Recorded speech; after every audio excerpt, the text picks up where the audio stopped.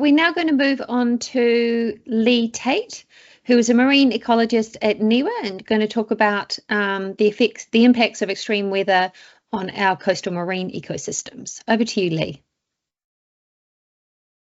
Kia ora tātou.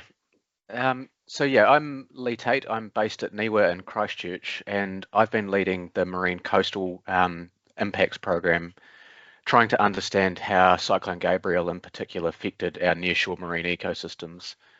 The area of focus has been really heavily within the Tairawhiti region and East Cape, and this is an area that has historically had some of the highest rates of sedimentation in the marine coastal zone, with really significant implications for the types of plants and animals that live in these habitats. So these nearshore ecosystems provide a range of essential services to humanity, particularly the kelps and seaweeds that persist on these reefs. They fix, they store, and they sequester carbon. They support fisheries, soak up excess nutrients, they dampen the influence of waves, and they produce oxygen. They also provide habitat for a huge range of biodiversity in these ecosystems, and the loss of kelps and seaweed ecosystems really shifts the balance of what these ecosystems are and the services they provide. Unfortunately, they're very vulnerable to sedimentation, and the sediment can affect these ecosystems in a number of ways, from blocking the light available to photosynthesis, but also impacting the recruitment or the regeneration of populations by smothering the habitat, the rock type that they need to bind to and to fix and find a home. So the animation that's probably a little bit running a little bit slowly shows some satellite imagery that we've analysed to look at the amount of light reaching the seafloor in the region, and if it's working well enough, which it might not be, you'll see a big bunch of red values that are related to very strong sedimentation around the time of Cyclone Gabrielle. So big changes to these ecosystems. Next slide, please.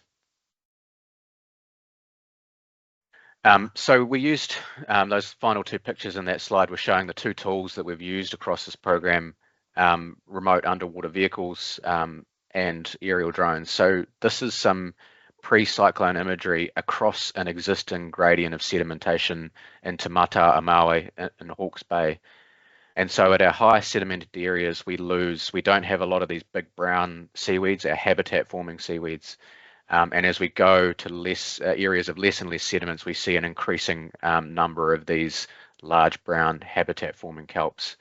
And if we click to the next slide, we should see a swipe through of what it looked like after the cyclone.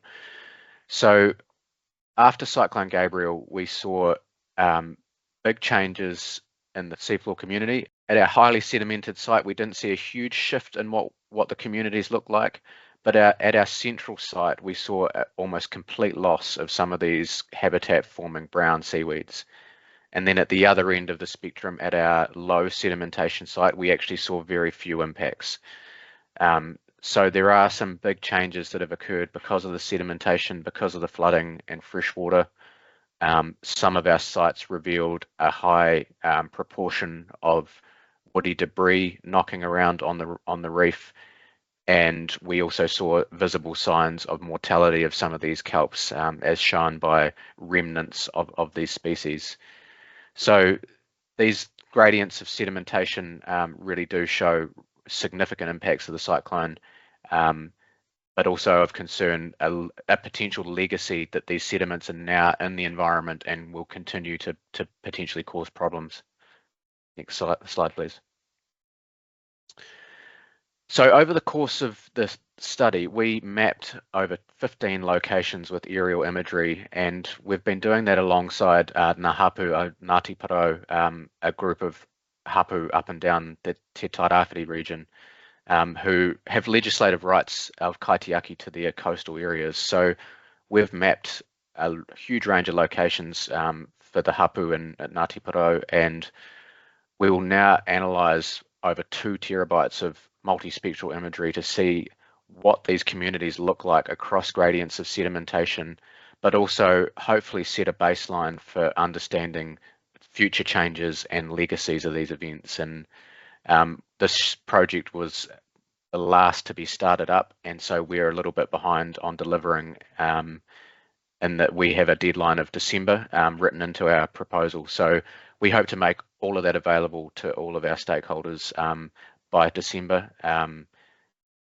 And we will also produce a Esri story map to visualize this for a range of stakeholders. So kia ora, thanks for listening.